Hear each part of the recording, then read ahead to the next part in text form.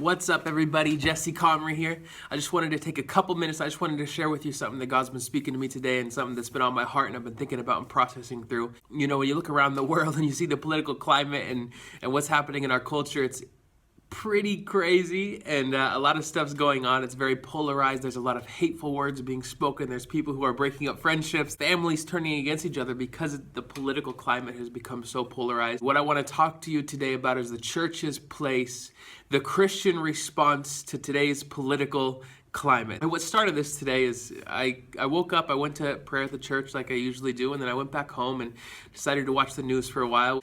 And I just started seeing just all the craziness and what happened at Berkeley yesterday, a lot of the protests, a lot of the riots, and I started to get kind of caught up in that. So what do you do as a good American when you get caught up and passionate about something? You have to write it on Facebook, right? So I did that. I started to make a political post on Facebook, and I started to think before I posted it, you know, is this really my place as a Christian? Is this really what Jesus has in mind for me right now? Is this really what Jesus would do? Is this what he would want me to do, is to make this post?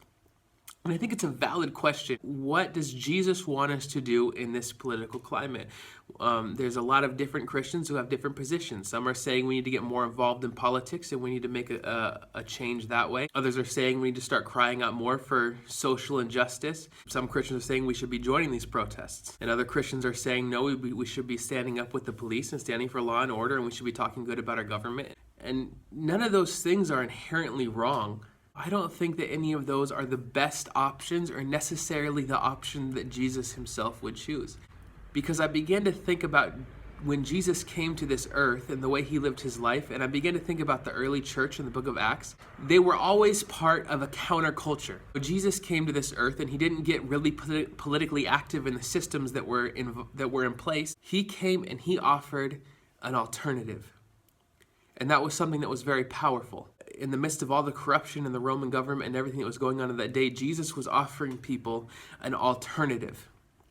And when you start to study the Roman government of that day, and you start to study, you know, what Jesus did, you realize that a lot of things he said and did were actually in direct contrast to the Roman government.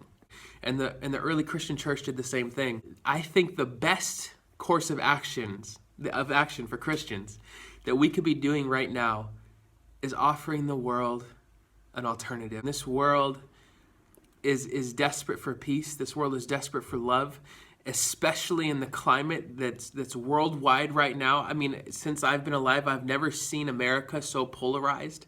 And when we start to see that and see the lack of peace and the restlessness in this world, I see that as an opportunity for the church. But what we have to be careful about is to not get caught up in the political circus that's going on around us, to not get caught up in judging and hating the other side and becoming militant about our ideas and our position. You know, Jesus says, blessed are the peacemakers. But when we start to become caught up, then we're no longer being peacemakers, but we're becoming part of the problem that's polarizing people. And now is the perfect time to come in and be different, and to come in and be a counterculture and be an alternative to the craziness that's going on in the world. And I think that is the proper Christian response to what's going on in the world right now, is to offer an alternative, a community of people who just love.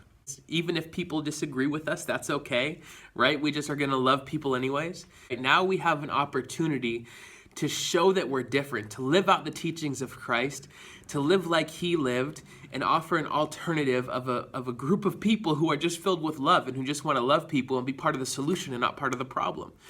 And that's why I think the things that we say in a public forum need to be very thought out and very careful.